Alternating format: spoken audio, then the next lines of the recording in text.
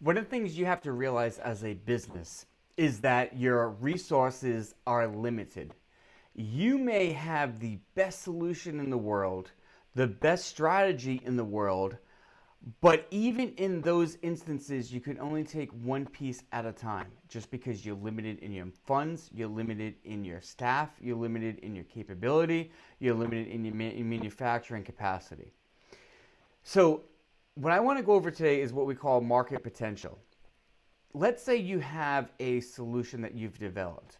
Now, that solution can be used in many different ways for many different segments. The issue and the challenge that you have is sometimes if you try to use that solution to all of the segments, you run a little thin and you're not maximizing your resources. And you start to see that your organization becomes overstretched and not performing properly. Another element that could happen is you have developed numerous solutions for numerous segments, but you don't have the capability to launch all of them at once. So what we're talking about today as far as market potential is when you have this situation where you don't know what to start and you got to be able to identify what solution is most profitable first. What steps do you actually take to go about in doing that? All right, so I'm going to pull this up right here. This is our succeed strategy. You start with your target value in the center. You've identified your SWOT analysis, what you're good at, what you're not good at, what opportunities and your threats. And then when you've started to develop your solution. So you've already done your CTQ, you've already done your whole product, and you realize that you have a lot of solutions that you can offer. So what we need to do now is we need to pin down exactly what solution we should focus on first. What solution will be the biggest impact? What solution will help us penetrate the market more effectively? All right, so you can see there's three elements on the solution that we want to look at: our CTQ, our whole product, and now our market opportunity. What solutions will be the most profitable? That's what we're focusing on in this video. All right, so under market opportunity, there's two main things that we're looking at. We're looking at the market potential and we're looking at implementation challenges. All right, so market potential. What is the potential for each one of our solutions that we're thinking of releasing? Is there a large market size? Will the market be ready to accept this solution? Is it profitable? These are some examples that we're going to be talking about. Now, implementation challenge, this is a little different. You might have the best solution and the target audience might be ready for it, but do you have the resources in place to implement it? And are there outside factors that could hinder that, right? So that's what we're talking about right now. So we have an internal force that pushes out to the target. That's your market potential. Is the target ready to receive and to buy?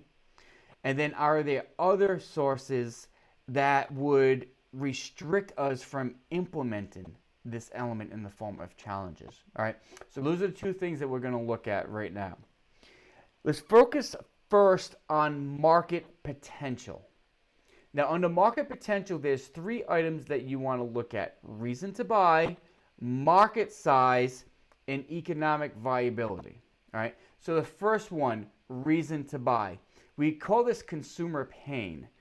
Does your consumers have a high level of pain? But I'm also going to add something here.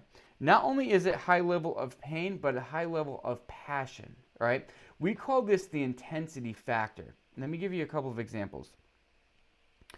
If you have someone that has been searching for a solution and they can't find it anywhere, and not having the solution is creating a lot of problems and a lot of issues, this individual will be more likely to make a purchase from you.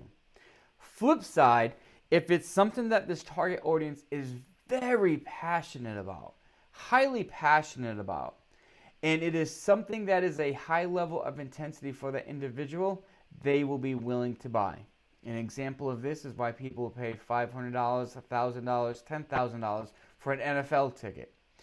Is it a lot of pain that not going to the game is creating? No, not at all. But the passion level is extremely high. So the first thing you want to look at as far as reasons to buy is the intensity factor. Does the target audience have a high level of pain or a high level of passion in which your solution can solve? That's number one. Next, effective solution. How effective is the solution that you're providing in actually fulfilling that passion or fulfilling that pain? Does this do a good job doing that? And the third thing is it better than the competition? All right, we already did our competitive analysis. What is the competition doing? Is our solution better than the competition? And now what you're going to want to do is you want to create a matrix, right? So let's say you look at solution one that you have, your solution number one, whatever it is. You want to look at that solution and say, okay, is this a commodity issue where someone's just going to buy leisurely? Or is this an entity that someone must have? Is there pain? Is there passion behind it? All right, so that's number one. Number two, how effective is your solution? And is it better than the competition? And what you want to do is you want to rate each one of these on a scale of 1 to 5. So we're going to create a matrix, rate each one of these on a scale from 1 to 5. 1 is low, 5 is high. So if this is a low passion item, a low pain item, it will be 1. If your product, let's say, is on par with the competition, maybe you give it a 3. If your solution can truly help fulfill the pain or problem, maybe give it a 5. All right, so you see where we're getting at. So that's the first entity. Next is market size. How many customers are in the market? How many customers can potentially be your customer? And how fast or how big or what is the potential of this market of growing? Now, if you are a big corporation, you should have research data to help you with these numbers. And you want to get that to be accurate. If you're a local mom and pop shop or a local restaurant, you don't need to go crazy on this. How many people live in your area? You could easily find out how many people are living, let's say, in a 5-mile radius or a 10-mile radius or in your city. These demographics are very easy to find. What is the growth in your area? Are a lot of people moving in the area or are people moving out of the area, right? Are more people spending money in your type of industry or are less people spending money in your industry? These are very easy trends and assumptions to go by if you're a local business. Now again, same thing. On a scale of 1 to 5, what is the current market size? Is it average? Put a 3. Is it small? Put 1. If it's huge, put a 5. Potential growth. If it's stagnant, put a 3. If it's declining, put a 1. If it's increasing, put a 4 or 5. All right? So you guys see what we're getting at. Final one is economic viability. So there's two things we want to talk about. Number one is margins. How much is the customer willing to pay for the solution minus how much is it going to cost you? That's your margin. How much is the target market willing to pay for the solution and how much is it going to cost you? Subtract it from what it's going to cost you. This is your margin. Is it a high margin? Put a 4 or 5. Is it a low margin? Put 1 or 2. All right. Customers' ability to pay. Is your product so expensive that a lot of customers cannot buy it, right? This is what was going on with Tesla at first. They purposely targeted a higher income clientele because that's who could afford the car. If they went mainstream at first, the mainstream audience cannot afford an $80,000, $90,000 car. So what is the ability to pay? All right, so that's your market potential. But then, so this is right here is like a matrix that you'll have. Reason to buy, you got your pain, your solution, is it better than the competition?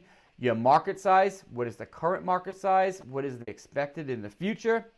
Economic, what are your margins? What is the ability to pay? And again, for each one of these, you want to put a scale 1 to 5. So this will be like a scorecard. And this will help you to identify what solutions are the most profitable for you. So you want to do this for all of your solutions. That helps you identify where your efforts should be granted, right? Now, challenges, obstacles, time to revenue, and external risks. Obstacles. How easy is it going to be for you to actually develop this solution? How easy is it going to be for you to develop this solution? Is it like a new item on the menu where you can just whip up a new recipe in no time? Or is it a new car which you're going to have years upon years of R&D and engineering? How easy is it for product development, right? Market development. Is the market ready to buy your product right now? Again, I'll go back to Tesla. This market is still developing. People are not ready to buy electric cars in masses yet. We don't have the infrastructure of electrical charging ports to support this. Our electrical grid can even support the vast majority of Americans owning an electric car. All right? So the market is not ready for that in the electrical field. So what you got to decide is the industry that you are in, is the market ready for your solution? Or is it something that it is going to take time, it's going to take social proof, and it's going to take word of mouth in order for that to happen? All right? A good tool of this, if you think of, is Crossing the Chasm. And finally, funding. Do you have the funds in place to launch this new solution? Or do you need to raise funds, or do you need to borrow money? All right? So those are basic obstacles. Next, time to revenue. How much time is it going to take you to develop this product? How much time is it going to take for the market to be ready to accept your solution? And what is the sales cycle? How long is it? Is it a toothpaste where someone just walks into a store and buys it? Or is it a government contract that takes cycles upon cycles, months upon months, maybe years upon years in order to go through? All right? So again, each one of these, 1 to 5. And then finally, external risks. Third-party dependencies. Remember when we talked about the whole product, we talked about the expected product? This is what we're talking about here. Are you relying on third parties? Cell phone companies the actual cell phone itself, the iPhone, is relying on the cellular service companies, AT&T, Verizon, T-Mobile. Cars rely on gasoline companies. So what reliance do you have on third parties in order for your product to work? And is that reliance strong and healthy? And next is Pastel. You guys may have seen this tool before. It is political, economical, social, technology, environmental, and legal. These are external forces. Are these forces impacting your business? And if so, how? All right. And same thing. Here's your scorecard. Your obstacles, your time, your external. Each one of these elements, put a score 1 to 5. So you see here that for each one of your potential solutions, you have a scorecard now on your challenges as well as your market potential. And adding these up, that is just a quick tool. It's very, very easy, and it should help you identify what solutions have the most amount of potential, what solutions should you focus on the most, and also what solutions might not have the biggest upside and maybe you want to put them aside. All right, guys, have a good one.